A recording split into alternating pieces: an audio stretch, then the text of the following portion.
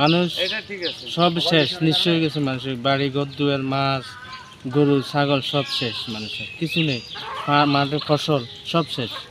এই যে ভারতে পানি যেগুলো চাচ্ছে এগুলো দেখা গেছে কি তার যেমন জনগণের ক্ষতি হয়েছে, মানুষের ফসল টসলের ক্ষতি হয়েছে, মাছের ক্ষতি হয়েছে, সব দিক দিয়ে অষ্ট রকমের ক্ষতি হয়েছে মানুষের, গরিব মানুষের বড় লোক মানুষের সবাই ক্ষতি হয়েছে। মানে আমরা প্রথম অবস্থাতে যে অবস্থায় ছিলাম মানে খুবই এরপর থেকে আমরা আল সুন্নাত থেকে কিছুটা টান পাইছি, কিছু টান পাইছিলাম বিভিন্ন, মানে প্রথম পাইছিলাম শুকনো খাবার। আমাদের এই পাশটাতে পানি অনেকটা বেশি হয়েছে আর কি, এই যে এই পাশে একটা রাস্তা আছে দেখেন, রাস্তাটা ডুবে গেছে। কি কেমন ক্ষয়ক্ষতি হয়েছে? আমাদের টিন টুন সব নষ্ট হয়ে গেছে। সরকারি কোনো সহযোগিতা পেয়েছেন? না পাইছি, কি পেয়েছে?